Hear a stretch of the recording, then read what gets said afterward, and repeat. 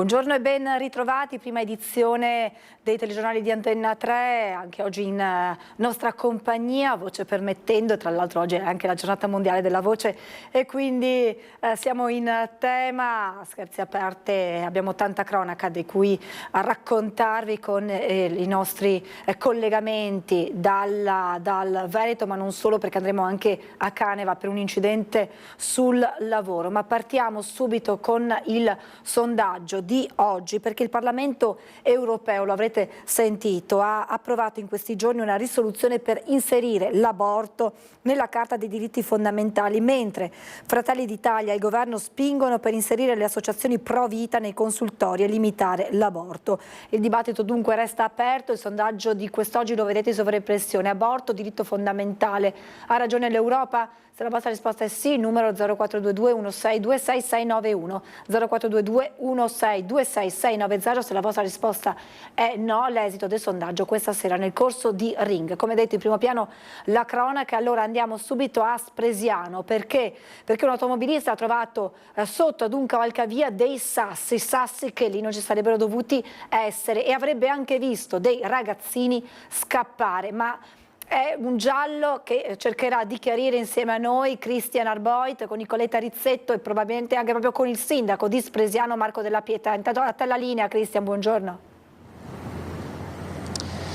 Sì, buongiorno anche da parte di Nicoletta Rizzetto, Francesca. Come dicevi te, è un giallo che in queste ore i carabinieri di Treviso con la stazione locale stanno tentando di ricostruire. Di certo ieri sera si sono vissuti minuti concitati, lunghi minuti concitati in questo angolo di Spresiano. Siamo, lo vedete, a ridosso dell'autostrada. Qui ci sono gli svincoli, è un'area isolata rispetto al centro abitato. Cos'è successo? È successo che un automobilista ha visto dei ragazzini a bordo strada in una zona dove chiaramente non potevano stare per evidenti ragioni, lo vedete, e praticamente nelle vicinanze a pochi passi dei sassi che non dovevano esserci sostanzialmente. Da qui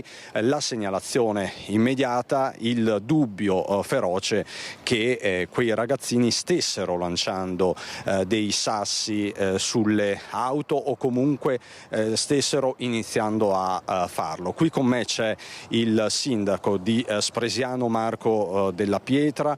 Sindaco, buongiorno. Buongiorno a tutti. Torniamo a parlare di bravate, ragazzate che però sono veramente al limite, perché davvero ieri sera si sono vissuti minuti concitati. Sì, io adesso la dinamica precisa non la conosco e non so appunto cosa effettivamente sia stato fatto, ma nel momento in cui dovesse essere confermato quello che si dice, qua c'è poco da parlare di bravate o di ragazzate, questi sono reati e come tali andrebbero perseguiti anche se magari a commetterli sono dei ragazzini minorenni. Ecco, perché questo è il tema, parliamo di quindicenni, sedicenni, le informazioni non sono tante, perché come sapete quando si parla di minori gli stessi inquirenti insomma danno le informazioni con il contagocce. Quello che è certo, che sembra certo, è che ieri sera poi verso le 8 qualcuno è stato individuato, qualche ragazzino è stato individuato nei pressi dello stadio comunale di Visnadello.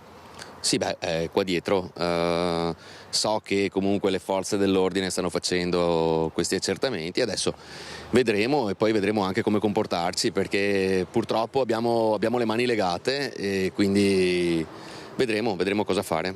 Ecco, probabilmente sono ragazzini già noti questi. Ma probabilmente, non lo so, davvero, non so nulla di più di quello che sapete voi, però è chiaro che insomma, prima l'incendio alla ex filatura, adesso sta cosa qua non va mica bene, non va proprio per niente bene. Io tendo sempre a ricordare a tutti che sono davvero una minima parte della popolazione dei nostri ragazzi e che la stragrande maggioranza sono persone per bene, sono educati, hanno famiglie che li seguono. però caspita, in 4 o 5 tengono in ostaggio un paese intero, non va bene. Però è una minima parte, ma molto rumorosa, molto vivace, per usare un eufemismo. Beh, è normale che faccia più rumore, no? Una minima parte che fa cose che non si devono fare rispetto a chi invece si comporta bene e in maniera lecita.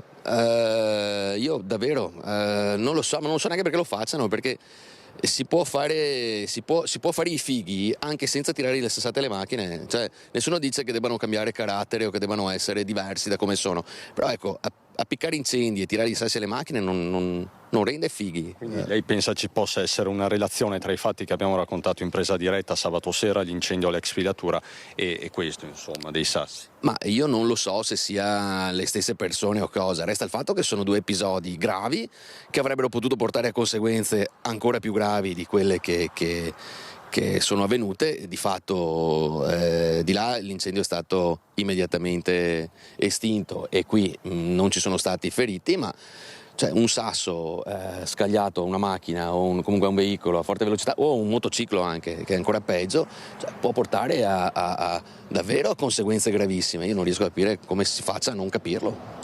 Grazie Sindaco Marco Della Pietra. Come ti dicevo Francesca, le indagini sono in corso, i carabinieri stanno operando, stanno sentendo anche appunto questi ragazzini, ovviamente con tutto il riservo del caso, trattandosi di minorenni. Per il momento è tutto da Spresiano. Con Nicoletta Rizzetto ti restituisco la linea. Grazie davvero a Cristiana Arboit con Nicoletta Rizzetto, grazie naturalmente anche al Sindaco Marco Della Pietra. Ora non resterà che aspettare il proseguo delle indagini dei carabinieri per accertare effettivamente cosa sia accaduto ed eventuali responsabilità.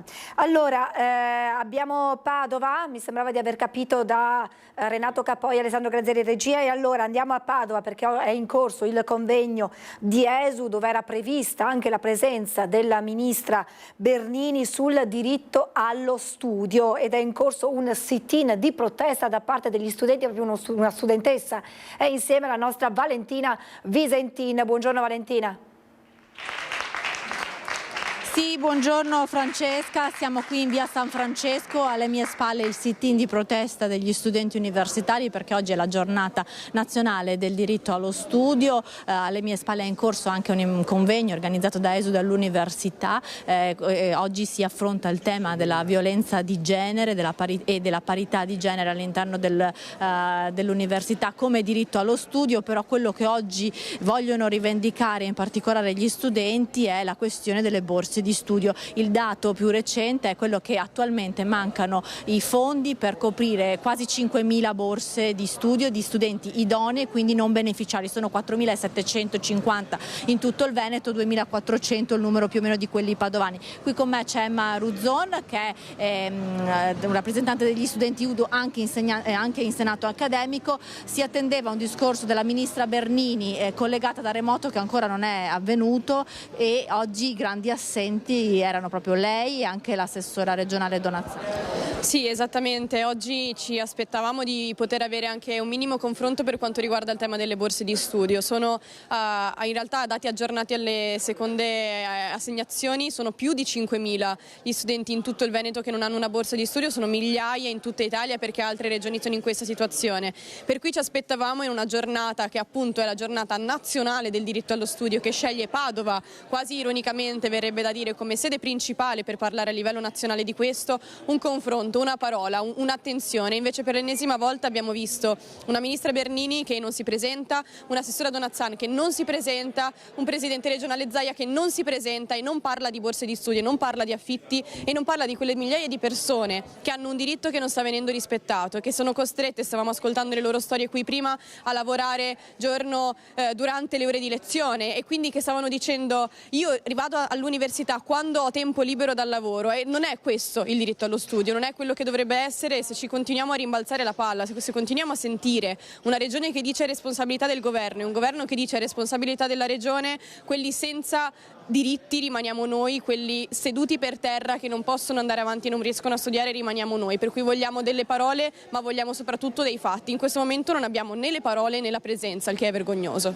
L'anno scorso più o meno in questo periodo eravate in tenda fuori dall'università per l'altro tema scottante, che è quello degli affitti sempre più cari qui a Padova ma in tutte le città d'Italia, perché diritto allo studio è anche insomma avere la possibilità di un alloggio a prezzi calmieriati. Sì, esattamente, un anno fa siamo stati per più di 10 giorni in tenda, ma come in tutta Italia, per denunciare un problema che non è solo quello degli affitti troppo alti, ma della mancanza di posti letto pubblici, quindi nelle residenze pubbliche dell'ESU appunto, che non riescono a coprire tutte le persone che sulla carta si vedono scritte idonee, quindi sono idoneo, quindi ho diritto costituzionalmente a un alloggio. Quell'alloggio non esiste.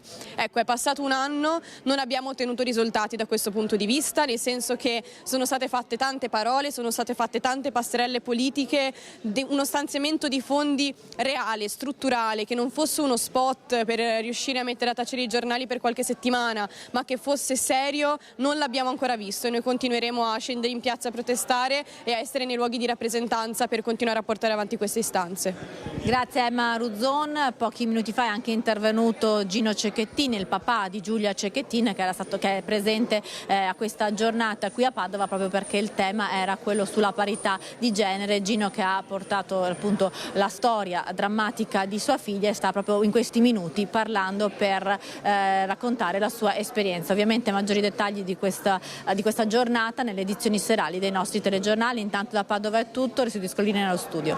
Grazie a Valentina Visentini e alla sua ospite, insomma, questa studentessa che ha fatto ben capire quelle che sono le ragioni degli studenti per questo sit-in di protesta in occasione di questo convegno di ESU. E adesso cambiamo completamente argomento, ci spostiamo a Mestre, perché Valentina Visentini insieme a Sandro Ponchio, insieme al loro ospite Gianluca Agostini di Marghera Oggi 2.0 ci mostrano la situazione in cui versa un cavalcavia, la parte sottostante ad un cavalcavia completamente invasa da rifiuti, ma parliamo di materassi, di sacchi a pelo, materiale dell'esercito. È così, Valentina? Ilaria, buongiorno, Ilaria Marchiori. Buongiorno ai nostri telespettatori, capisco la confusione con tutti questi collegamenti. Allora sì, come dicevi tu, eccolo qui, quello che si vede sotto il cavalcavia. Ci troviamo nel cavalcavia tra Mestre e Marghera, lungo via della Pila, e dei cittadini, nello specifico i membri del gruppo Marghera, Buongiorno Marghera 2.0, che hanno postato tutte queste immagini, queste fotografie nei giorni scorsi nel gruppo Facebook. Poi c'è stato un tantam su tutti i social proprio per segnalare quello che si vedeva effettivamente sotto il cavalcavia, e vedete anche con i vostri occhi, grazie alle immagini delle nostre telecamere che stanno zoomando, si tratta proprio di materiale dell'esercito italiano. Vediamo sacchi a pelo, vediamo materassini, zaini rotti, addirittura varie bretelle, e molti di questi sono proprio all'interno di questi grossi sacchi. E tutto è partito proprio dalla segnalazione di questi cittadini. Infatti ora mi sposto perché qui ci ha raggiunto proprio Gianluca Agostini, uno dei cittadini più attivi del gruppo Facebook di Marghera, che si era accorto insieme ovviamente ad altri di quello che c'era proprio qui sotto. Quindi a quel punto cosa avete fatto? Sì, abbiamo fatto dei rilievi, abbiamo fotografato, dopodiché abbiamo subito segnalato, ho segnalato io personalmente alla polizia locale 6 giorni fa mi pare del caso, ma non abbiamo dato tanto peso, perché abbiamo pensato che era roba paramilitare o di qualche cacciatori così. Invece, scusami Giorgio che se ti interrompo, invece poi la polizia locale è arrivata e infatti l'area, come vedete si legge qui, è stata sottoposta a sequestro penale, proprio perché poi c'è stato un sopralluogo degli agenti della polizia locale che hanno appunto ritenuto di anche posizionare queste transenne perché non si passasse, perché invece prima si si poteva entrare. Sì, fatalità fino a ieri pomeriggio che abbiamo fatto rilievi e ci siamo incontrati che la discarica è aumentata 3 volte, il minimo 3 volte, dunque più di 3 volte sono arrivati con un camion, avranno scaricato i sacconi e tutto il materiale, in cui siamo visti l'etichetta di uno dei zaini, mi pare, con scritto Esercito Italiano. Da là abbiamo telefonato al 113 che ci ha fatto passare i carabinieri, da là sono arrivati i carabinieri che dopo hanno fatto intervenire la polizia locale e i militari. Dopodiché in serata sono venuto a vedere qua e c'erano ancora e stavano transennando tutto. E voi avete visto anche bivaccare, c'erano persone che ci dormivano. Sì, ci sono, no qua, ma dietro ci sono bivacchi di persone senza tetto. Oltre che spacciano, si consumano, qua c'è anche una chiesa ortodossa, non credo che sia tanto il posto, il luogo dove stoccare questo materiale qua. Non credo neanche che sia i militari, perché i militari non fanno questa roba qua. Deve essere qualche azienda che gli hanno detto guarda abbiamo del materiale scaduto da stoccare e loro avranno pensato qualche azienda di scaricare. Sì, facciamo.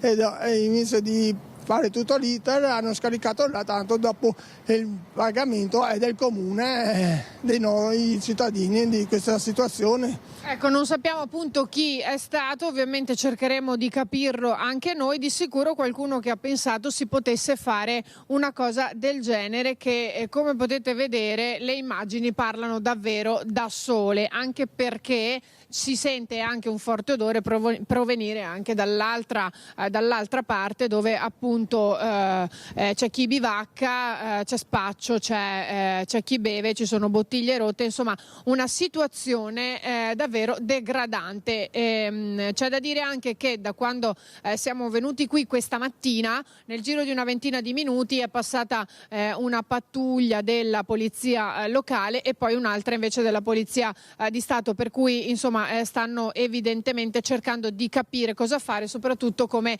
cercare di sistemare la cosa e evidentemente anche come smaltire questo materiale. Io ringrazio Gianluca Agostini qui da Marghera, restituisco la linea allo studio. E grazie naturalmente anche a Gianluca Agostini per averci raccontato lo stato in cui versa quest'area. Continuiamo con la cronaca, ci spostiamo a Padova con una brutta storia di prostituzione minorile. 10 uomini rischiano il processo perché avrebbero pagato una quindicenne per avere rapporti sessuali. Hanno tra i 21 e i 50 anni, hanno consumato rapporti sessuali a pagamento con una quindicenne padovana. 10 uomini residenti in vari comuni dell'Alta Padovana rischiano di andare a processo per sfruttamento della prostituzione minorile. Il pubblico ministero padovano ha chiesto per loro il rinvio a giudizio. L'udienza preliminare è fissata per luglio. I fatti risalgono all'estate del 2021, quando la ragazzina, all'epoca quindicenne, che aveva problemi di abuso di alcol e droga, pubblica delle foto a 8 in un sito per prestazioni sessuali a pagamento e comincia a racimolare soldi vendendo il suo corpo. I clienti sono molti, 10 quelli identificati dalla squadra mobile di Padova dopo che la madre della giovane aveva scoperto tutto e l'aveva denunciata. La donna, infatti, guardando il cellulare della figlia, ha visto i messaggini dei clienti e si è subito rivolta alla polizia. La quindicenne assicurava di essere maggiorenne nonostante il suo viso e i suoi lineamenti tradissero la sua vera età, ma nessuno dei clienti si è posto molte domande accettando le tariffe della giovane. 10 rischiano il processo, sono 5 italiani, un camerunense, un bengalese, un rumeno e 2 moldavi. Ci spostiamo in provincia di Rovigo con la cronaca perché una donna di 45 anni di Occhiobello è stata arrestata per resistenza a pubblico ufficiale dai carabinieri di Castelmassa, intervenuti perché la donna stava picchiando il marito. L'episodio risale alla tarda serata di sabato scorso, ma è stato reso noto solamente oggi. Un equipaggio dei carabinieri è giunto nell'abitazione della coppia. A chiamare il 112 è stato proprio l'uomo, chiedendo aiuto. I militari hanno chiesto l'intervento del personale sanitario del 118 per per medicare la vittima perché presentava una lesione all'avambraccio provocata dalla moglie in evidente stato di alterazione. Uno dei sanitari è stato a sua volta strattonato dalla donna che ha strappato il referto che stava redigendo, poi ha impugnato una bottiglia di liquore e ha tentato di scagliarla contro i militari. Bloccata per un braccio, ha continuato a dare calci e pugni fino a quando è stata bloccata a forza. E nel Vicentino ora con una rapina in banca ieri pomeriggio a Romano De Zelino, in azione un rapinatore solitario fuggito con un bottino di 150.000 euro. Forse lo aspettava un complice e i due potrebbero essersi dileguati in moto. Indagano i carabinieri sulla rapina avvenuta intorno alle 15:30 di ieri pomeriggio all'istituto di credito Volksbank di via Roma Romano De Zelino. La banca è chiusa nel pomeriggio e in quel momento all'interno c'erano la direttrice e 2 impiegati che secondo le prime notizie stavano caricando la cassa continua presente nell'androne d'ingresso dove c'è anche il bancomat. L'uomo, in perfetto italiano, dopo essere entrato e avere mostrato ai 2 una pistola, avrebbe chiesto di mettere tutti i contanti in uno zaino per poi fuggire. Un'azione rapidissima e discreta su cui stanno cercando di far luce i carabinieri del comando di Bassano del Grappa. Ingente il bottino che secondo le prime stime si potrebbe aggirare sui 150.000 euro. Restiamo in provincia di Vicenza, andiamo a Zugliano, un paese in lutto per l'ultimo addio a Manuel Gavin, il papà 45enne morto in un incidente stradale a Zanè nella notte. La comunità si stringe nel dolore, oggi i funerali nella chiesa parrocchiale. Chiesa parrocchiale gremita qui a Zugliano, dove si sono appena conclusi i funerali a Manuel Gavin, il 45enne deceduto a seguito di un incidente a Zanè 10 giorni fa. Cerimonia toccante in cui la moglie Elisa ha voluto ricordarlo in una lettera, ha detto sei stato per me come un raggio di sole piombato nella mia vita, il nostro motto è e resta insieme per sempre. Commosso anche il ricordo del sindaco che abbiamo sentito. Allora, sicuramente è una figura molto conosciuta e amata da molti perché è comunque inserita nel contesto del nostro comune attraverso tante forme, appunto la scuola frequentate dai bimbi, per cui sicuramente una persona che mancherà a molti. Lei mi parlava anche delle attività di volontariato, così come la passione per le arti marziali. Sì, abbiamo una palestra qui a Zugliano che lui frequentava, ha frequentato per lunghi anni, insomma, dove era anche attivo. Insomma. Oggi la comunità si stringe anche attorno alla moglie e ai figli, abbiamo visto la chiesa parrocchiale piena. Questo è il segno di quanto questo episodio ha toccato la nostra comunità e segno anche della volontà di tanti di essere vicini in questo momento che naturalmente deve essere appunto di estrema vicinanza a tutta la famiglia, ad Elisa e ai suoi bimbi. Ecco, voi avete anche organizzato una raccolta fondi proprio per sostenere la famiglia. Non l'abbiamo organizzata noi l'abbiamo veicolata, noi la stiamo diffondendo, è una bella idea che è venuta dai genitori appunto delle classi frequentate dai bimbi e ci sembrava un bel gesto concreto per garantire anche un futuro a questi bimbi che non hanno più il loro papà. Gravissimo incidente domestico a Campo San Piero, un bimbo di 21 mesi dopo aver battuto la testa è ricoverato in ospedale in condizioni critiche. Campo San Piero è ancora ricoverato in prognosi riservata all'ospedale di Padova un bimbo di quasi 2 anni che ha riportato un grave trauma cranico dopo aver battuto la testa. Un incidente accaduto domenica sera nell'abitazione di una zia materna. Il bambino, in un momento di euforia, ha perso l'equilibrio battendo violentemente il capo su un gradino. Inizialmente ricoverato, ancora vigile all'ospedale di Campo San Piero, le condizioni del bimbo si sono progressivamente aggravate per l'espandersi dell'ematoma. Per questo si è reso necessario il trasferimento al nosocomio di Padova in terapia intensiva. Le sue condizioni ora sono drammatiche e la prognosi è riservata. Sul posto indagano i carabinieri per ricostruire l'esatta dinamica dell'incidente domestico. In un tragico incidente accaduto in Australia ha perso la vita un giovane padovano di Borgo Veneto. Gli amici hanno promosso una raccolta fondi per aiutare economicamente la famiglia a riportare in Italia la salma. Reda Karshawi, 25 anni di Borgo Veneto, è morto in Australia in un drammatico incidente. La tragica notizia che ha impietrito i suoi familiari è arrivata dopo una lunga attesa senza più informazioni dal ragazzo che abitualmente informava i genitori e le sorelle che risiedono a San Fidenzio. Reda, nato e cresciuto ad est, si era trasferito a Sydney per lavoro e da oltre un anno risiedeva con la fidanzata. Una personalità estroversa e vulcanica, la sua prematura scomparsa ha scosso gli amici che lo ricordano bene e che hanno avviato una raccolta fondi per far rientrare in Italia la salma. Giovedì a Montagnana sarà celebrato il funerale con rito islamico. Scontri al corteo anti-Israele dello scorso 20 gennaio a Vicenza, denunciati altri 14 attivisti dei centri sociali. Identificati e denunciati altri 14 attivisti dei centri sociali a seguito dei violenti scontri del 20 gennaio a Vicenza, scontri avvenuti in occasione del corteo organizzato dai centri sociali del nord-est per contestare la presenza di imprenditori israeliani all'esposizione internazionale Vicenza Oro. Manifestazione per la quale il questore di Vicenza aveva vietato al corteo l'avvicinamento al quartiere fieristico.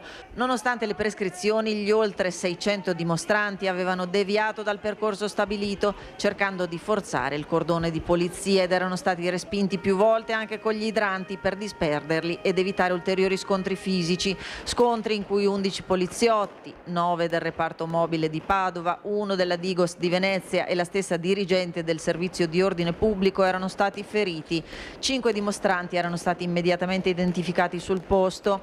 Dalla prima attività investigativa erano stati identificati e denunciati 17 attivisti dei centri sociali. Ora si è giunti all'individuazione di altri 14 attivisti, tra i quali anche un minorenne. Si tratta di 10 dimostranti residenti a Padova e provincia, 1 a Torino, 2 a Treviso e 1 a Venezia, tutti noti appartenenti ai centri sociali dei citati capoluoghi, con precedenti per analoghi reati commessi in occasione di altre manifestazioni nel Veneto e in altre regioni. Medici presi di mira dai pazienti, è accaduto anche al diabetologo padovano Antonino Pipitone, che aveva semplicemente chiesto ad un paziente di indossare la mascherina. Alla semplice richiesta di far indossare la mascherina è stato aggredito dal paziente, furioso, preso a male parole. Non solo, è accaduto al medico padovano Antonino Pipitone in servizio ieri all'ospedale di Adria. Purtroppo in una giornata per il diabetologo era già il secondo episodio. Il primo, una signora che dopo aver inveito e urlato per tutto il reparto si è convinta a mettere la mascherina. Il secondo caso è stato più violento. Ma la cosa francamente che mi ha dato veramente fastidio e mi ha fatto anche preoccupare che questo signore a un certo punto, urlando e pretendendo ovviamente di non rispettare le norme che ci dà la direzione sanitaria, noi ci atteniamo, mi ha registrato il colloquio ed è andato dai carabinieri a denunciarmi. Pipitone ha subito avvisato la direzione sanitaria dell'USL Polesana e anche i carabinieri. Anche un'infermiera del suo reparto è stata aggredita verbalmente. Episodi di violenza contro i sanitari purtroppo sono sempre più frequenti. Falla più grande di quella che è, perché poi alla fine purtroppo abbiamo a che fare con persone che stanno anche male, quindi un po' di comprensione c'è sempre, però ci sono delle situazioni assolutamente inaccettabili. Questa questione delle mascherine è sempre lungo il filone dei soggetti Novax che pretendono di applicare le regole loro, cioè di fare quello che vogliono e non di rispettare le norme di sicurezza. Mi pare evidente che non è possibile fare delle regole solo per le persone, soprattutto quelle che vogliono imporre in maniera con violenza, con prepotenza le loro idee, le loro scelte. Pipitone è in servizio anche all'ospedale Colli di Padova. Sulle regole è chiaro, vanno rispettate soprattutto in reparti come la diabetologia, frequentati da soggetti fragili e pluripatologici. Chi minaccia, chi aggredisce, chi è violento, passa davanti agli altri e non rispetta le norme, daremmo anche un pessimo segnale, quindi a maggior ragione dobbiamo essere i primi noi rispettosi e far rispettare le norme. Ci fermiamo per la pubblicità, subito dopo torneremo ad aggiornarvi sulla vicenda dei bimbi malati di distrofia di Duchenne, perché ci sono degli aggiornamenti e soprattutto c'è una data, quella del 22 aprile. A tra poco.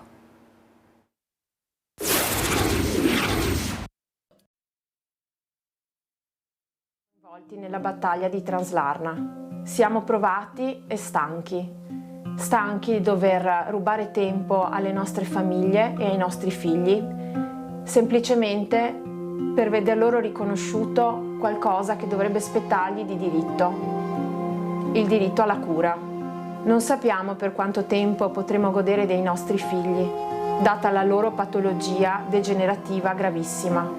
Per questo motivo chiediamo alla Commissione europea di mettere fine a questa situazione logorante, questa assurda agonia.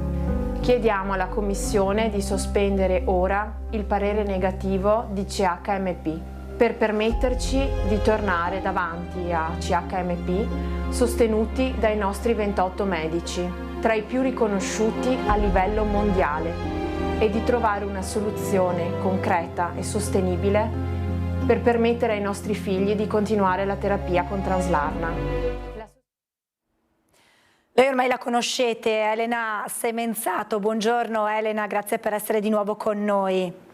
Buongiorno. Questo è un video che Elena ha realizzato insieme al marito intorno a Pasqua, se non sbaglio le tempistiche, per lanciare l'ennesimo messaggio, facendosi portavoce di tutte quelle famiglie italiane ed europee che stanno aspettando ormai da mesi, con l'angoscia nel cuore, che ci sia una decisione definitiva su Traslarna. Lo ricordiamo, Elena e queste famiglie hanno dei figli affetti da distrofia muscolare di Duchenne con una particolare mutazione genetica che consente di assumere Traslarna, questo farmaco che, lo ricordiamo, non guarisce dalla malattia ma rallenta in modo significativo, perché lo dicono i sanitari, perché lo dicono le famiglie, perché lo vedono sui loro figli, rallenta i sintomi della malattia. Elena racconta sempre di questo ragazzo di Padova che a 19 anni cammina ancora, il suo stesso bimbo Leonardo che continua ad andare, avevamo mostrato le immagini sul triciclo, e quindi insomma Traslarna significa speranza, significa garantire una vita dignitosa a questi bambini, a questi ragazzi. EMA, mi corregga Elena se dico qualcosa di inesatto, EMA ha già dato 2 pareri negativi su Traslarna legati ad uno studio che secondo EMA non avrebbe raggiunto quelli che erano gli obiettivi prefissati all'origine.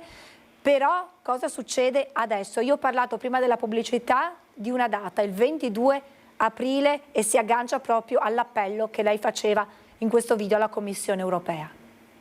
Sì, esatto. Il 22 aprile abbiamo saputo che si riunirà questo standing committee, quindi un comitato che dovrà essenzialmente prendere la decisione finale sul destino del farmaco. E noi sappiamo che sarà composto, da quello che ci è stato detto, principalmente da esponenti, persone nominate dall'Agenzia del Farmaco piuttosto che dal Ministero della Salute, questo per quanto riguarda l'Italia, ma credo anche per gli altri paesi europei, perché comunque sarà un comitato europeo che dovrà ovviamente decidere insieme, in quanto la decisione, come abbiamo sempre detto, è europea. E l'Italia sta svolgendo. Esatto, il ruolo dell'Italia, perché lei lo ha ricordato in questo video, voi siete delle famiglie, ma avete, e lo abbiamo detto anche in quella lettera che è stata inviata a Traslarna, che avete firmato voi famiglie, ma che è stata firmata anche dai massimi esperti sanitari italiani che sono al vostro fianco in questa battaglia, perché gli stessi sanitari chiedono che Traslarna continui ad essere somministrata. Esatto, sì, è il motivo principale per cui noi abbiamo ingaggiato questa battaglia come genitori, è proprio il sostegno dei clinici, perché come dico sempre, se i clinici stessi ci avessero detto che il farmaco non dà benefici, non rallenta il progredire della malattia, non ci saremmo di certo inventati di ingaggiare questa battaglia e tutto quello che ne è conseguito. E abbiamo poi constatato oggettivamente che a livello europeo l'Italia sta mostrando veramente un ruolo chiave in questa battaglia, soprattutto per, come amo sempre dire, questa rete in cui mi sono trovata immersa, che comprende appunto in prima linea i medici che si sono messi al fianco dei pazienti e combattono insieme ai pazienti per i loro diritti, oltre poi ovviamente alle associazioni. Insomma, questa rete molto forte che si è venuta a creare. E rete che ci siamo resi conto anche come genitori italiani non ha eguali al momento in altri paesi europei. Tanti genitori, e anche questo ci tengo a dirlo, ci stanno guardando come un esempio e in tanti ci scrivono, mi scrivono, noi non riusciamo non ci capacitiamo di come voi genitori italiani stiate riuscendo a fare tutto questo rispetto a noi. E qual è la risposta? Che ovviamente noi abbiamo una rete molto forte, soprattutto con la comunità scientifica, e nel momento che si riesce a creare una rete forte tra pazienti, clinici, associazioni, ci si riesce anche a far ascoltare.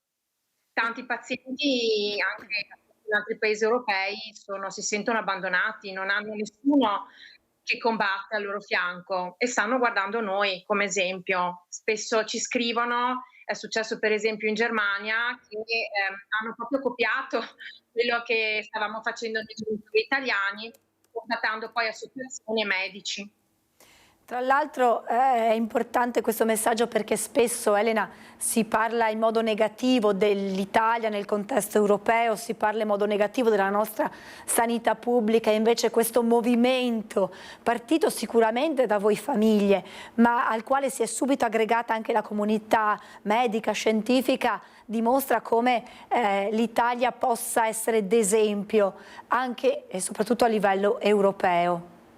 Sì, europeo e anche mondiale, perché tutta questa avventura mi ha fatto anche capire, e tiriamo fuori un tema molto attuale, il tema della sanità pubblica, nel senso che appunto dicevo negli altri paesi europei, anche in America, ci guardano veramente con invidia perché abbiamo una rete molto forte, e nel momento che adesso Translarna, come speriamo, verrà riconfermato, non ci saranno altre battaglie da portare avanti. Invece negli altri paesi hanno il farmaco magari approvato, ma dopo devono capire come farselo magari pagare dall'assicurazione, perché in America per esempio ci sono cure già approvate, c'è una terapia genica che ancora ha dei limiti però approvata, che qui non c'è, però adesso ci sono genitori disperati che magari non pagando la polizza più alta non possono comunque accedere a quella cura.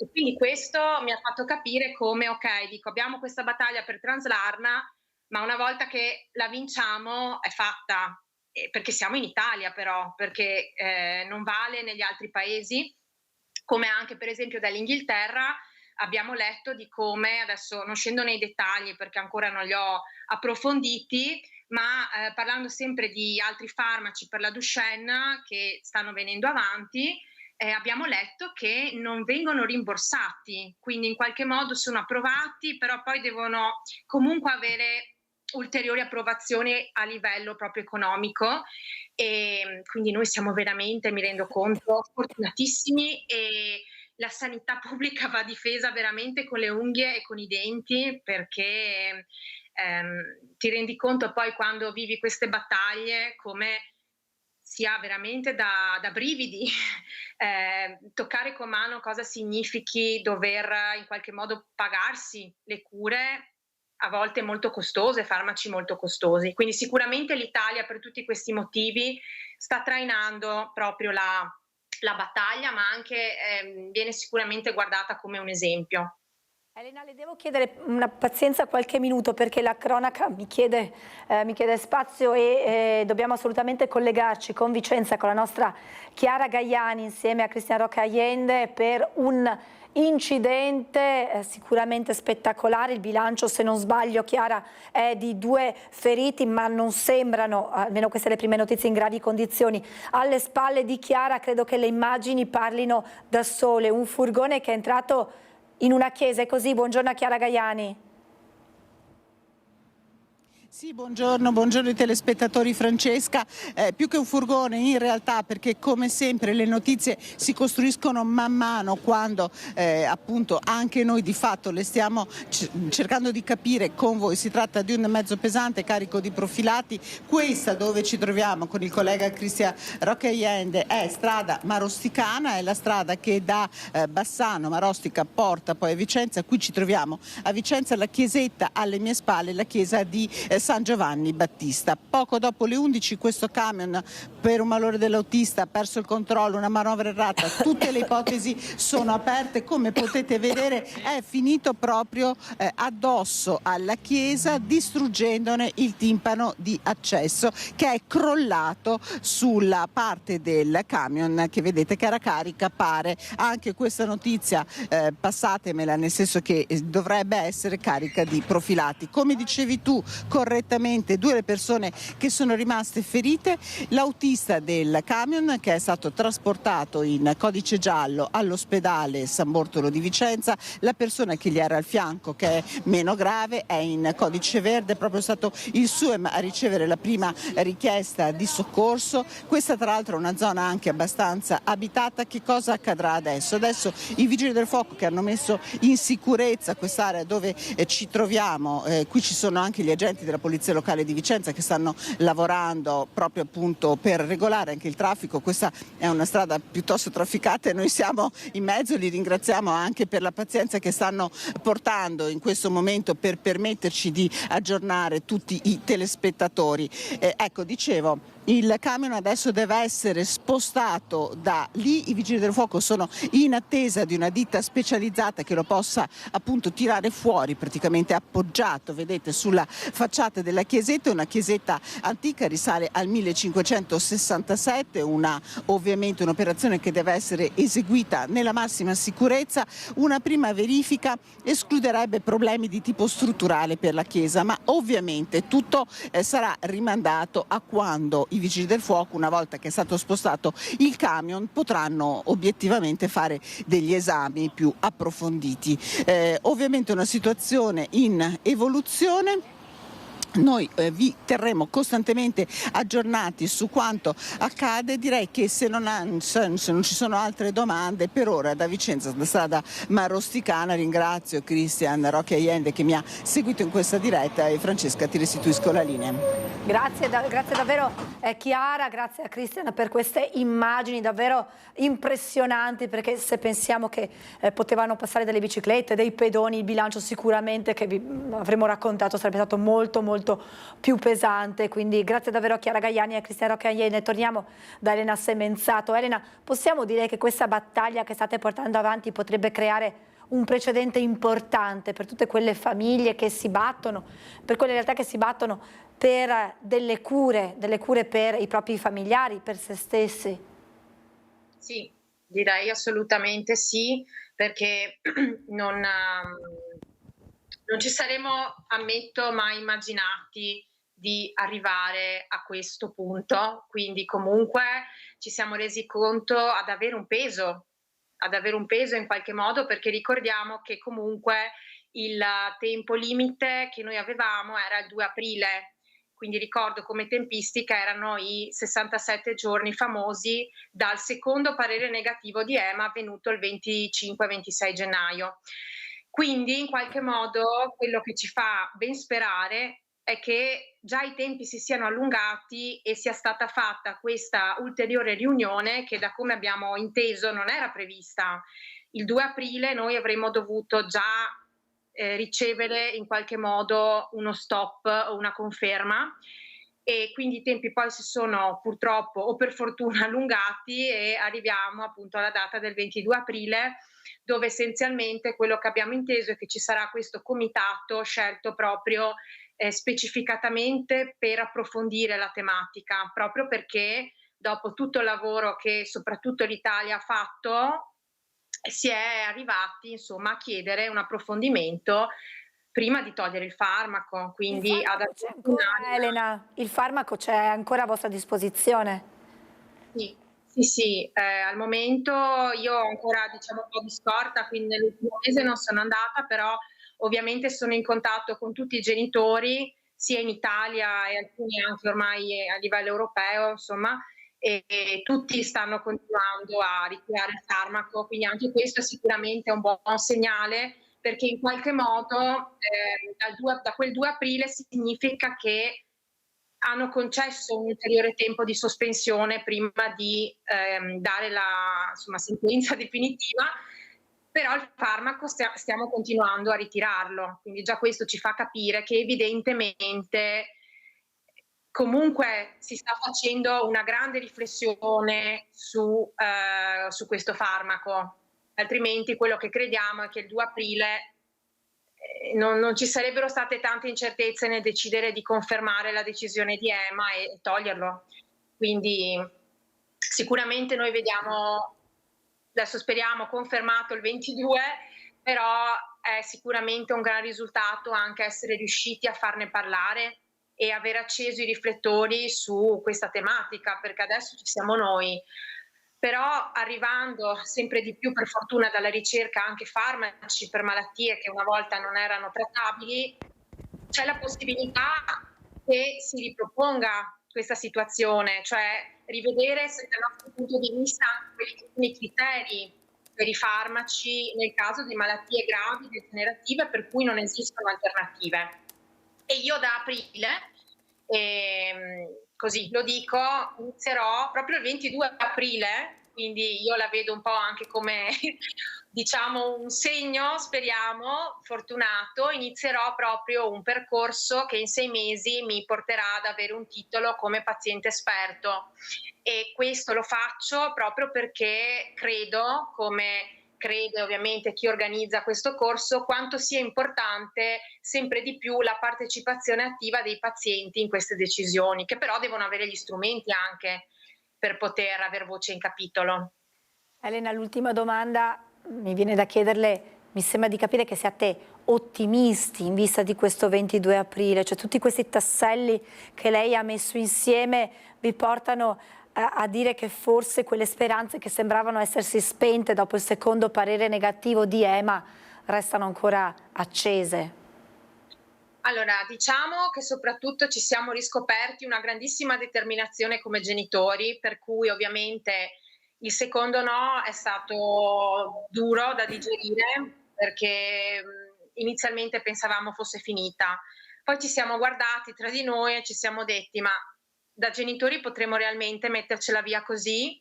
E la risposta ovviamente, guardando i nostri figli, è stata no. Noi siamo disposti veramente a qualsiasi cosa, come dico anche nel video, perché addirittura più genitori sarebbero anche disposti a, se necessario, credo, ad andare direttamente a Bruxelles a parlare con queste persone che di fatto decidono per noi, cioè decidono sulla vita dei nostri figli.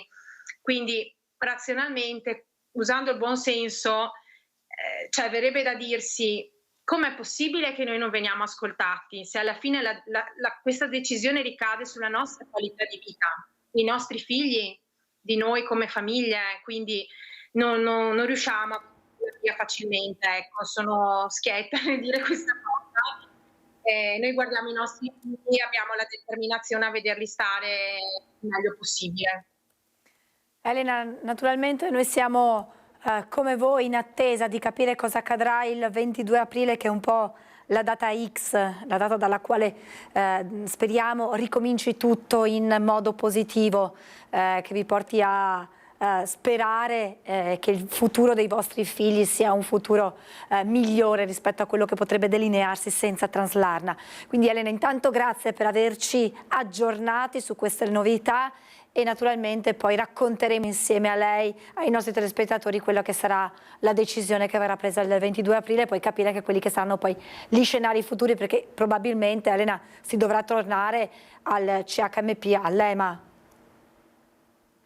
Esatto, sì, non sarà finita lì, però a quel punto diciamo che già per quello che potrebbero fare i medici, quello che potrebbero proporre, saremo comunque già su una strada molto più in discesa, perché appunto quello che per noi era veramente uno stop era il fatto che il farmaco venisse tolto dal mercato e non avremmo avuto alcuna speranza. Grazie davvero Elena Semenzato, chiaramente incrociamo le dita per tutti voi e per i vostri bambini. Grazie, torneremo naturalmente a aggiornarci dopo il 22 aprile. Grazie ancora ad Elena Semenzato. Grazie davvero.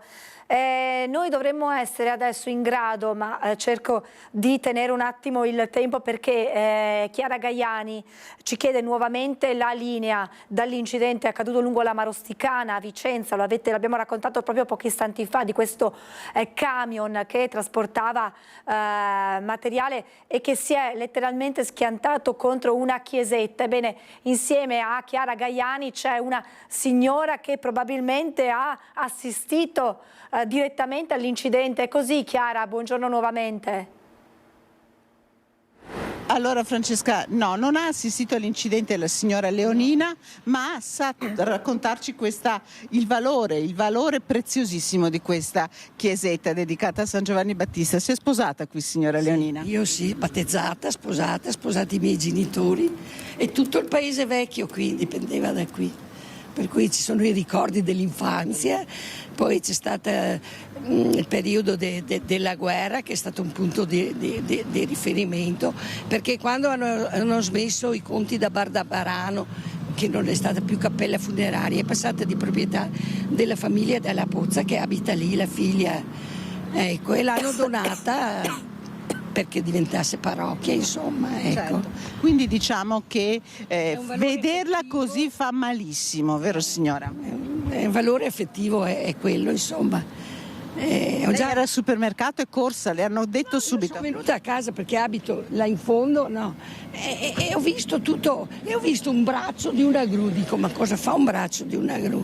Non mi rendevo conto, e poi ho visto un'ambulanza, il vigile del fuoco e tutto. E poi mi ha telefonato una persona dicendo che è caduta la chiesetta, perché io ho visto solo un braccio di una gru, non pensavo a sto disastro, e adesso sono venuta su perché mi ha telefonato un ragazzo che è nato qui ma che abita dentro Vuole lanciare un appello dai nostri microfoni, deve tornare com'era questa chiesetta? Beh, lo dico a priori perché sia il patrimonio di storia artistico, perché ecco, e per il valore affettivo anche del paese deve tornare com'è, insomma, ecco.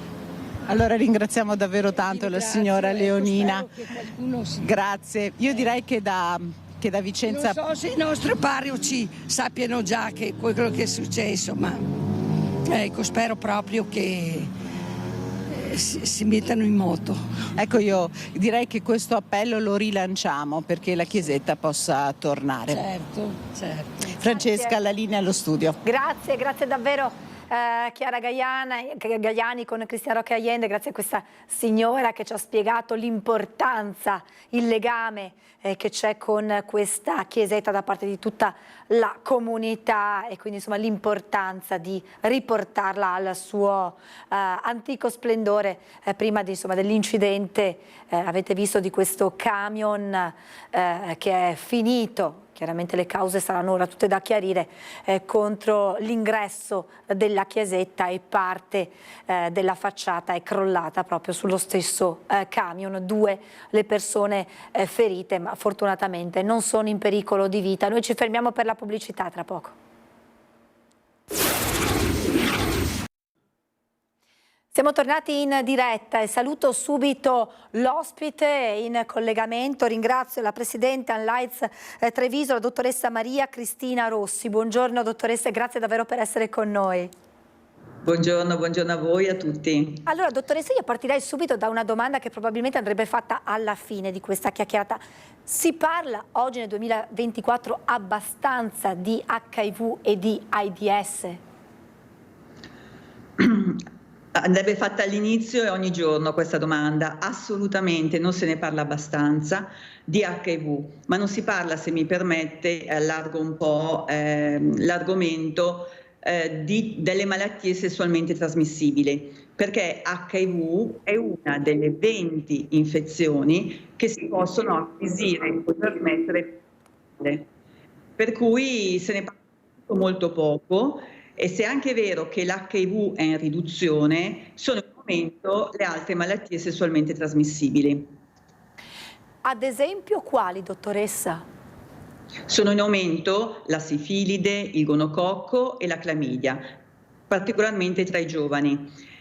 L'AIDS, posso fare una premessa, io sono presidente infettivologa qui che lavoro al Cafoncello, ma sono anche presidente di un'associazione che si chiama ANLAIDS, che vuol dire Associazione Nazionale Lotta AIDS, nata ancora a livello nazionale 40 anni fa circa, quando la diagnosi di HIV era una diagnosi mortale, si moriva quando ci si aveva questa infezione. Grazie alle terapie è giusto sapere, far conoscere che l'infezione è curabile. Chi prende quindi una terapia ha una lunga vita, sana, può avere figli e soprattutto non contagia le persone con cui va a avere rapporti sessuali.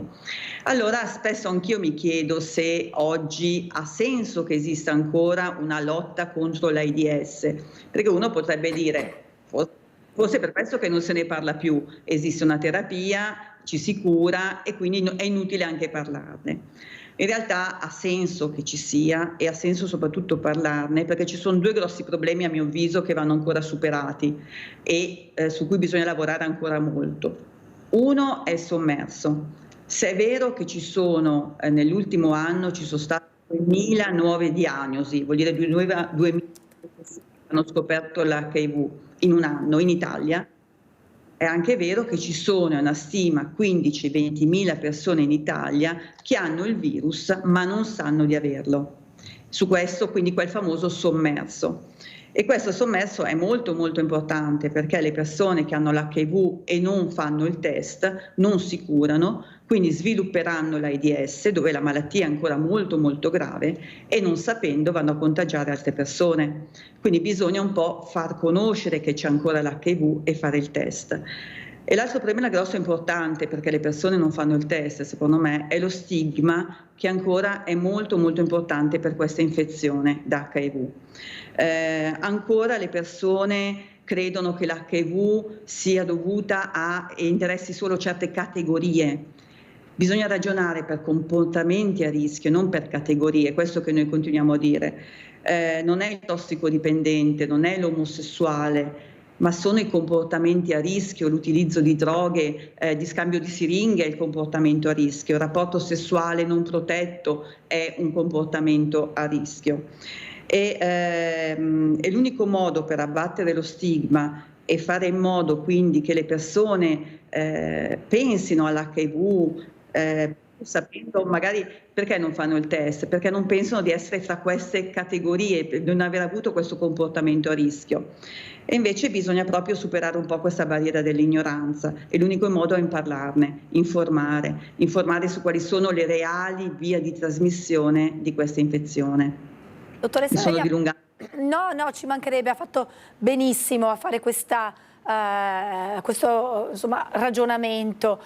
Io però farei un passo indietro perché era altrettanto interessante quello che lei diceva sulle malattie sessualmente trasmissibili che sono in aumento. A noi giornalisti piacciono tanto i numeri. Riusciamo a dare una percentuale di quanto sono in aumento queste tipologie di malattie, dottoressa? Una stima perlomeno? Mi spiace non poterle dare questo il numero e le spiego perché. Perché a livello nazionale ci sono 12 centri a livello nazionale, purtroppo nessuno nel Veneto, che colgono i dati delle malattie sessualmente trasmissibili.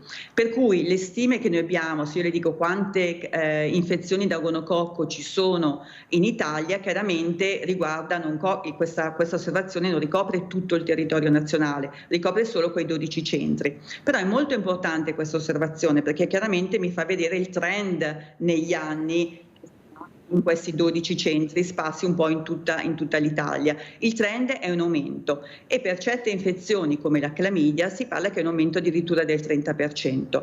Quello che posso dire io è che anche noi come infettivologi vediamo più infezioni come la clamidia, come il gonococco, come la sifilide. In parte legato sì a un reale aumento dell'infezione, però in parte legato al fatto che lo cerchiamo anche di più, quindi c'è una maggiore da parte delle persone e da parte dei medici ad eseguire il test, perché vi ricordo un po' come l'HIV, purtroppo non è che le malattie sessualmente trasmissibili sempre danno una sintomatologia, per cui la persona che ha l'infezione manifesta sintomi che nel caso delle malattie sessualmente trasmissibili sono sintomi a livello quindi bruciore, disuria, bruciore quando vado a fare la pipì, delle lesioni a livello sempre dei genitali. Il più delle volte queste sono asintomatiche, però un po' come l'HIV che è asintomatico ma poi vi sviluppa l'AIDS, ad esempio la clamidia non mi dà sintomi, però nelle giovani donne può poi in futuro causare sterilità, quindi non poter poi avere. E sono infezioni curabili, le malattie sessualmente trasmissibili dato per pochi giorni. Quindi se posso lanciare un appello e approfitto della vostra trasmissione, è molto importante quindi che i ragazzi, ma non solo i ragazzi, perché ad esempio per quanto riguarda l'HIV abbia avuto un aumento soprattutto in persone sopra i 50 anni, quindi non pensiamo solo ai giovani, in maniera rutinaria, sintomatologia, ed è molto importante a mio parere che ci si crei un collegamento tra il territorio e l'ospedale. E mi permetto quindi di parlare di questo ambulatorio che abbiamo come associazione creato a Mogliano Veneto e in associazione comune di Mogliano Veneto.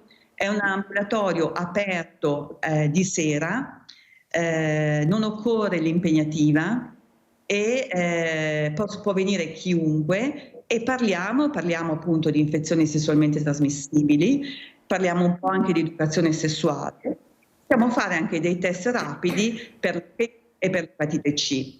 Quindi è uno sportello, secondo me il primo un po' nella nostra provincia, è stato inaugurato a marzo, per cui chiaramente dobbiamo ancora crescere, ma a disposizione veramente di tutte le persone che vogliono chiedere delle informazioni, senza per forza accedere all'ospedale o a un medico. Dottoressa, volevo chiedere, lei prima parlava che si è abbassata, adesso ha fatto questo focus sui cinquantenni per i casi, soprattutto per l'AIDS, se non ho capito male perché è andata via un attimo la voce, però diceva che si è abbassata in modo importante l'età dei ragazzi, insomma dei pazienti che hanno appunto queste malattie sessualmente trasmissibili, ovvero di che età parliamo, cioè quali sono i pazienti più giovani con cui voi avete a che fare? Allora, noi personalmente, devo dire, non abbiamo a che fare con minorenni, però i dati che sono appunto stati inviati dall'Istituto Superiore di Sanità parlano sicuramente anche di ragazzi dai 15 ai 18 anni. Ma perché questo e perché ce l'aspettiamo? Perché sicuramente si è ridotta l'età in cui i ragazzi hanno per la prima volta i loro rapporti sessuali. Parlando anche proprio ieri abbiamo questo ambulatorio, parlando con i ragazzi che ho visto giusto ieri e a cui ho chiesto ma qual è stata la vostra prima esperienza, la maggior parte in effetti mi ha risposto 15-16 anni. Quindi sicuramente si è ridotta l'età dei rapporti sessuali e poi aggiungerei abbiamo un maggior consumo di alcol, di sostanze che sicuramente inibiscono, comunque riducono il rischio di percezione che può esserci delle malattie o comunque del pericolo. Ecco. Quindi sì, sicuramente c'è una riduzione a livello nazionale. Per l'HIV invece volevo sottolineare e mi ha detto che è andata via la voce, che gli ultimi dati dicono che c'è chiaramente l'incidenza maggiore dell'infezione è proprio tra l'età dai 25 ai 40 anni, però l'aumento in percentuale negli anni è venuto proprio sopra i cinquantenni e sono proprio quelle persone che arrivano tardi alla diagnosi, cioè che fanno il test quando hanno i sintomi che possono far pensare all'HIV. Noi speriamo, insomma, facendo un'informazione, promuovere quindi il test prima di avere la sintomatologia. Sembra strano, me lo permetta, è una riflessione che faccio probabilmente a voce alta, che nel 2024 parliamo di questi dati così importanti, sia tra i giovani dove si inizia alle superiori a fare dei corsi, ma forse già anche alle medie, dei corsi di sessuologia, sulle malattie, su come prevenirne, se ne parla, ma fa ancora più specie probabilmente se si parla di queste malattie per i cinquantenni. Cioè, che cosa accade, dottoressa, per essere di fronte a questa situazione? Cioè, perché c'è un senso di vergogna, quegli stigmi di cui lei faceva riferimento inizialmente? Cioè, com'è possibile che nel 2024 parliamo ancora di un aumento delle malattie sessualmente trasmissibili di fronte alle tante campagne che vengono fatte? Ha detto secondo me una cosa perfetta che mi è stata ribadita dai ragazzi con cui parlavo ieri. Non fanno, questi erano ragazzi, mi aspetto che la stessa considerazione possa essere fatta per gli ultra cinquantenni, che l'idea di fare comunque, di andare ad eseguire un test per le malattie sessualmente trasmesse implica comunque una certa vergogna, un certo giudizio, meglio pregiudizio da parte degli altri. Quindi sono assolutamente d'accordo su questo, come se io andassi a fare se vado a fare un controllo per una malattia sessualmente trasmessa vuol dire che ho fatto qualcosa che non andava e quindi non lo fanno. Sono assolutamente d'accordo che uno dei motivi è questo e poi purtroppo si arriva con delle complicanze gravi. E quindi quale passo in più va fatto, anche magari coinvolgendo, penso le scuole, penso a tutti quei luoghi di aggregazione che interessano i più giovani, ma forse andrebbe fatto lo stesso discorso anche per chi ha qualche anno in più? Perché lei ha detto giustamente che se ne parla tanto nelle scuole, mi permetta di contraddirla, secondo me non se ne parla proprio tanto nelle scuole. Forse non è il modo giusto. Se non è il modo giusto, bisognerebbe fare proprio un programma di educazione sessuale che molto probabilmente parta anche prima delle superiori, sì, sicuramente. È chiaro che noi quando noi stessi appunto andiamo nelle scuole e andiamo dalle scuole a partire dalla terza superiore, che è già tardi perché sono già ragazzi che hanno 17 anni e quando andiamo in queste scuole facciamo un pretest ed è interessante perché nel pretest, oltre a domande insomma abbastanza più sul biologico, cos'è il virus, quali malattie sessualmente trasmissibili conosci, come si trasmette il virus, c'è la domanda che mi piace in particolar modo: pensi che avere un contatto sociale, sto dicendo, non sessuale, con una persona sieropositiva possa essere pericoloso? Quindi sto parlando di andare al bar insieme, di uscire insieme, di avere un compagno di classe che sia sieropositivo. Ed è sorprendente come il 50%, cioè più della metà di questi ragazzi, mi risponde sì, è vero, è molto pericoloso avere un rapporto sociale con una persona positiva. Questo mi fa pensare veramente quanto ancora dobbiamo fare e dare informazioni corrette sulle vie di trasmissione dell'HIV e non solo, chiaramente. Quindi sicuramente prevenzione, informarsi, andare a fare i test, che siano test per l'HIV, test per le malattie sessualmente trasmissibili, usare il preservativo, che rimane comunque un metodo di prevenzione efficacissimo. E poi informarsi, perché per le persone che ad esempio hanno più rapporti sessuali con più partner sessuali diversi e senza utilizzare il preservativo, ad oggi è disponibile addirittura una profilassi pre-esposizione per l'infezione da HIV e in questo caso si viene comunque in malattie infettive ed è distribuita qui. Quindi ci sono tante cose che si possono fare. Esatto, ci sono tante cose che si possono fare e c'è però ancora tanta strada da fare. Noi nel nostro piccolo oggi, grazie davvero alla dottoressa, siamo riusciti a passare questo messaggio ulteriore sperando di arrivare lì a destinazione. Dottoressa, io la ringrazio davvero tantissimo, so che l'abbiamo strappata ad una giornata particolarmente impegnativa, le avevo promesso 10 minuti, mantengo la promessa, ma era fondamentale aprire questa finestra e i dati che lei ci ha dato, l'analisi che lei ha fatto andavano proprio in questa direzione, quindi grazie davvero alla dottoressa Maria Cristina Rossi, presidente Unlights Treviso. Buon lavoro, torneremo presto ad aggiornarci. Grazie ancora, dottoressa. Grazie. Insomma, un'analisi, una riflessione molto importante quello che ha fatto la dottoressa. Avete sentito numeri in aumento per quanto riguardano le malattie sessualmente trasmissibili e questa conoscenza ancora non perfetta da parte dei più giovani, ma da quello che ci ha raccontato la dottoressa anche da parte di chi ha qualche anno in più su quelli che sono i pericoli e quelle che sono proprio le malattie sessualmente trasmissibili. Dunque informarsi e fare i test è fondamentale. Un aggiornamento di cronaca che arriva da Legnago, siamo a Verona, 9 giovani sono stati denunciati dai carabinieri per risse aggravate, lesioni personali. I ragazzi componenti di una baby gang si erano picchiati davanti alla chiesa della frazione di Porto, una rissa violenta originata per futili motivi utilizzando mazze, bastoni, spray, urticante e addirittura un cane aizzato dal proprietario contro altri giovani coinvolti nella rissa. E adesso parliamo di violenza sulle donne, perché nella Marca trevigiana ma in tutte le aree che sono interessate dagli autobus di MOM, che è la mobilità di Marca, viaggia la lotta alla violenza sulle donne. Nei mezzi ci saranno manifesti e dépliant con tutte le indicazioni sul centro antiviolenza del telefono rosa. Sono state 344 le donne che nel 2023 hanno contattato il centro antiviolenza di telefono rosa Treviso. 140 di loro sono nuove richieste di aiuto, solo 51 hanno però sporto denuncia, mentre 43 prima di arrivare al telefono rosa sono passate dal pronto soccorso. Complessivamente ogni anno sono oltre 1000 le donne che si rivolgono ai centri antiviolenza della Marca. Per quanto riguarda l'età, i casi si stanno distribuendo in modo equilibrato nella fascia tra i 30 e i 60 anni, ma sono sempre più le giovani, anche al di sotto dei 20 anni, che chiedono aiuto. Il 60% delle vittime di violenza ha bambini piccoli. Su 66 donne con figli al di sotto dei 18 anni, 30 i bimbi o i ragazzi che hanno assistito ai soprusi. Numeri in aumento perché sempre più coloro che hanno la forza di chiedere aiuto, ma questo richiede un incremento delle strutture come le case rifugio o gli appartamenti di transizione, attualmente non sufficienti a far fronte alle richieste di protezione. Spesso noi anche ci siamo rivolte ad altre case rifugio di altri centri antiviolenza di altre province del Veneto. Rimane però un sommerso di donne che non sa a chi rivolgersi o ha paura a chiedere protezione.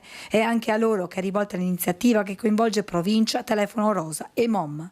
Pensiamo possa essere un'opportunità per raggiungere coloro che ne hanno bisogno in completo anonimato, trovando in questo appendino i punti di riferimento necessari. Sugli autobus verranno affissi manifesti e appendini da poter portare via con sé, con i riferimenti del centro antiviolenza. Raggiungere le donne vittime di soprusi o i loro familiari è l'obiettivo del progetto, che punta però anche a parlare alle ragazze, sempre più vittime di molestie da parte di coetanei. Che cosa c'è di più social del mezzo di trasporto pubblico? Adesso magari i ragazzi rideranno, però è così, la loro vita va sulle ruote e quindi un impatto così immediato spero che, anzi sono sicura che porterà un po' l'attenzione. Con i suoi 500 autobus e 40.000 passeggeri giornalieri, con i suoi 32.000 abbonati, di cui l'80% è rappresentato da studenti e il 62% da donne, MOM può essere il mezzo migliore per far conoscere ad un'ampia platea il lavoro del centro antiviolenza. Credo che abbiamo la potenzialità per far capire alla gente il problema della violenza di genere.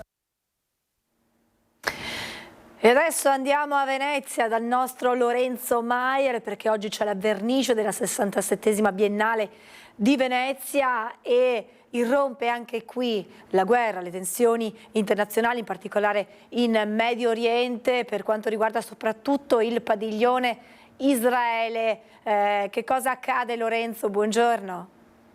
Buongiorno Francesca, a te e ai nostri telespettatori.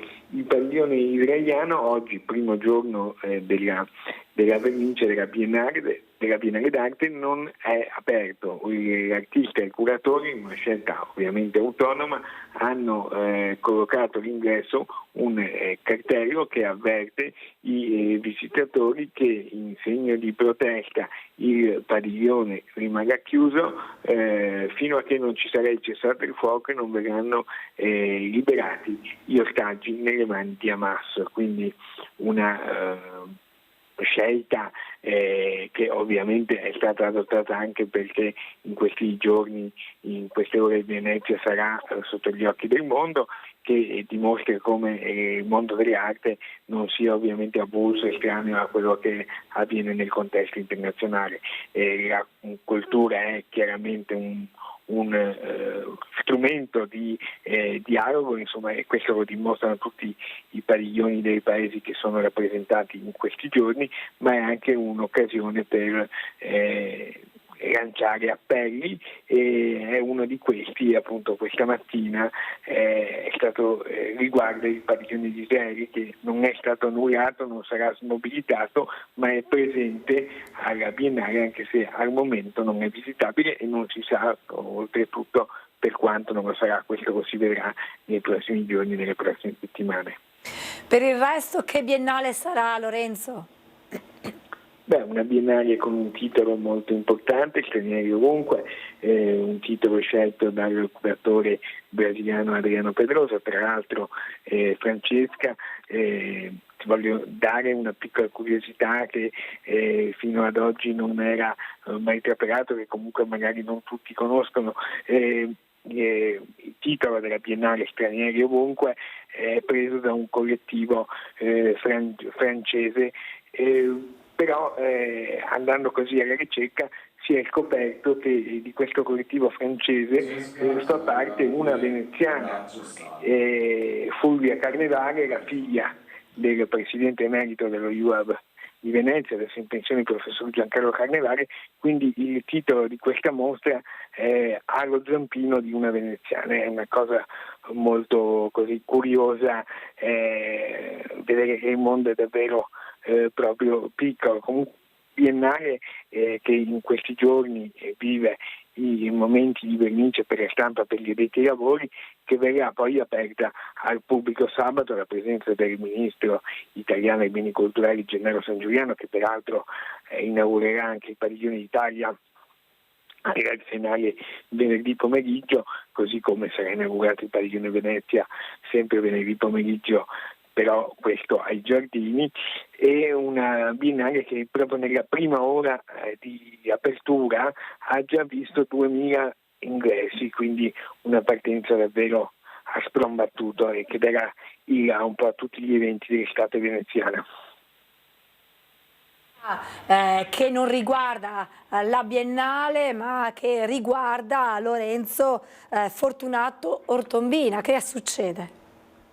Fortunato Ortombina, che è stato questa mattina, si è avuta l'ufficialità già nei mesi scorsi, era un po' trapelata questa designazione, sarà il nuovo sovrintendente del Teatro Scala di Milano, quindi da un lato una nomina molto prestigiosa, perché la Scala di Milano è ovviamente, come tutti sappiamo, uno tra i teatri più importanti, più prestigiosi, non solo a livello italiano ma a livello internazionale e mondiale, così come lo è la Fenice. Però per Fortunato Ortombina una grande sfida quella di dirigere il teatro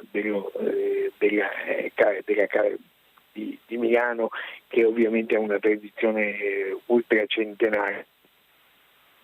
Così una posizione importante nel Toto nomina adesso per chi prenderà il suo posto a Venezia. Grazie davvero a Lorenzo Maier per averci aggiornato su quelle che sono le notizie in ambito culturale, ma come avete sentito da Lorenzo, cultura che si mescola con la più stretta attualità e con la guerra in Medio Oriente. Grazie davvero a Lorenzo Maier e buon lavoro. Abbiamo perso Lorenzo, ma grazie a Lorenzo per averci raccontato di questa giornata a Venezia e adesso ci spostiamo a Cessalto. L'avevamo visto prima a Spresiano e lo ritroviamo a Cessalto il nostro Cristian Arboit con Nicoletta Rizzetto, perché insomma il parroco di Cessalto ha parlato durante l'omelia della messa domenicale con delle frasi che sicuramente hanno fatto discutere, ma continueranno a far discutere ancora. Allora la linea va a Cessalto, al nostro Cristian Arboit, immagino che sarà proprio insieme a Don Mauro. Esatto, così Francesca, buongiorno di nuovo. Mi trovo all'interno della chiesa di Santa Croce, la chiesa di Cessalto, dove domenica c'è stato il battesimo di cui adesso tutti parlano perché c'è stata questa omelia definita shock pronunciata da Don Mauro Gazzelli, che è il parroco di Cessalto, molto noto anche per le sue battaglie sul fronte della sicurezza stradale e del disagio giovanile. Don Mauro è qui con me e ci sta aspettando vicino al battistero, questo manufatto, questo simbolo di religione che è stato recentemente restaurato, ego te battizzo. Don Mauro ha voluto la formula classica, tradizionale per il sacramento. Senta Don Mauro, lei ha detto una cosa molto precisa durante l'omelia di domenica: fra 20 anni saremo tutti musulmani. È proprio così?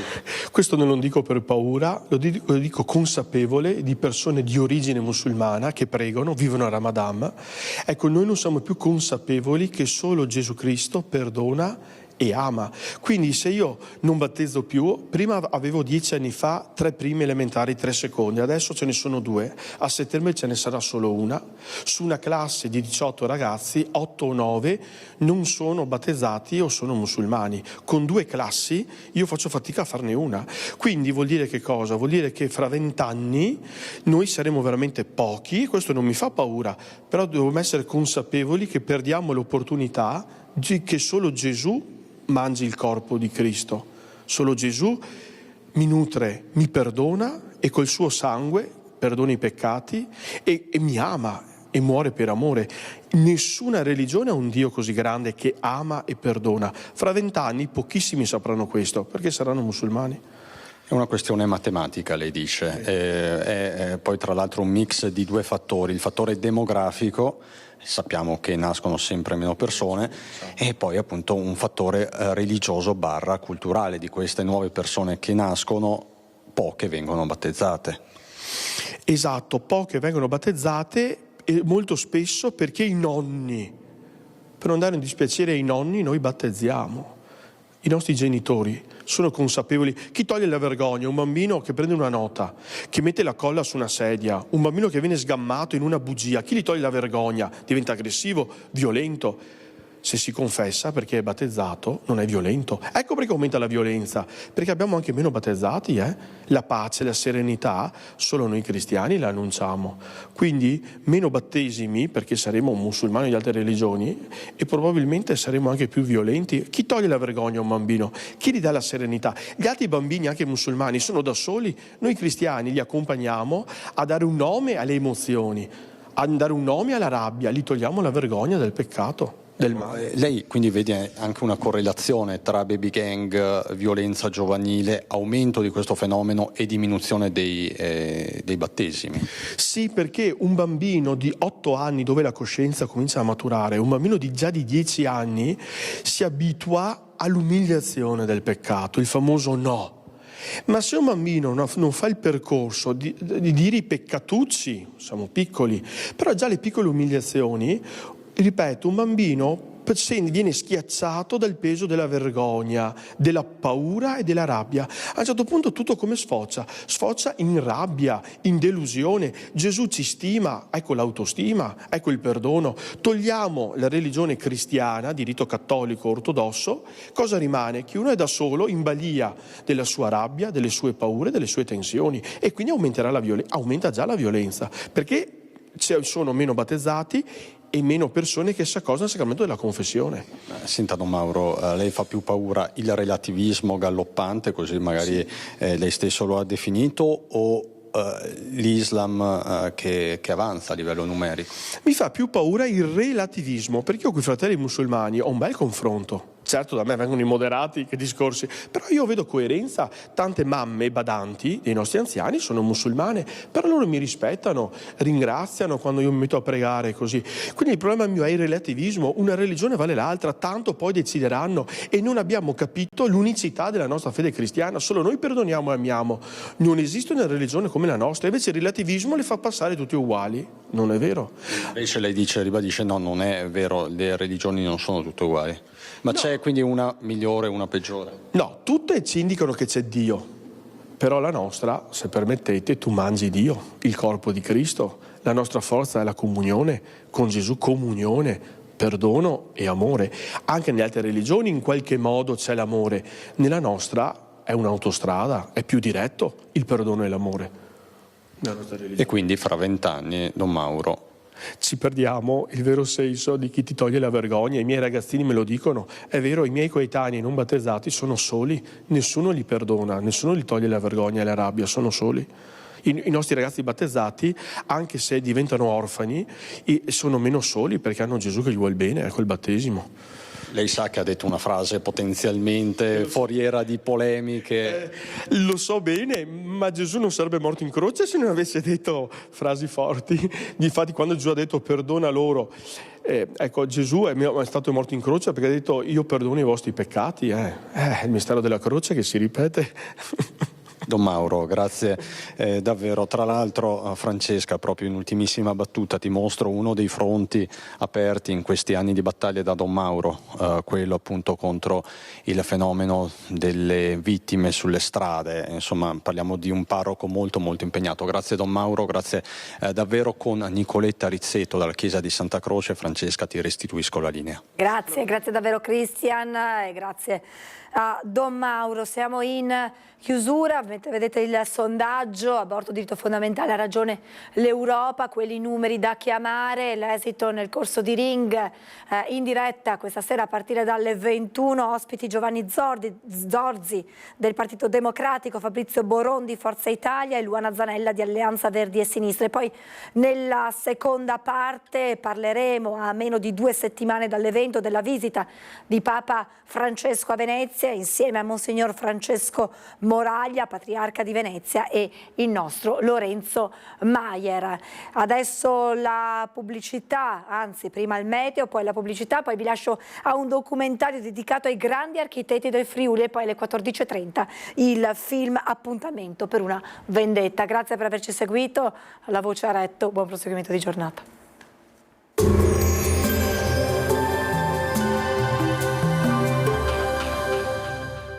Tremonti, impianti professionali per saldatura e taglio, riparazioni, taratura e calibrazione impianti a Montebelluna. Bentrovati al meteo.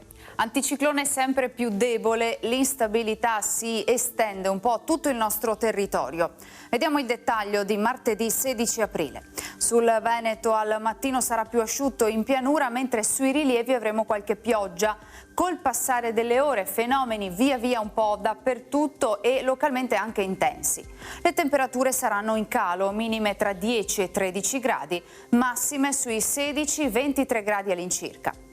Spostiamoci ora sul Friuli Venezia Giulia. Anche qui qualche schiarita inizialmente, a seguire precipitazioni via via più diffuse, localmente anche forti. Temperature minime tra 7 e 13 gradi, massime intorno ai 19-21 gradi. Infine diamo uno sguardo alla situazione del Trentino Alto Adige. Sarà soleggiato in mattinata, poi rovesci un po' ovunque. Temperature minime sui 12 gradi, massime sui 24 all'incirca. Dal meteo è tutto, vi auguro un buon proseguimento in nostra compagnia.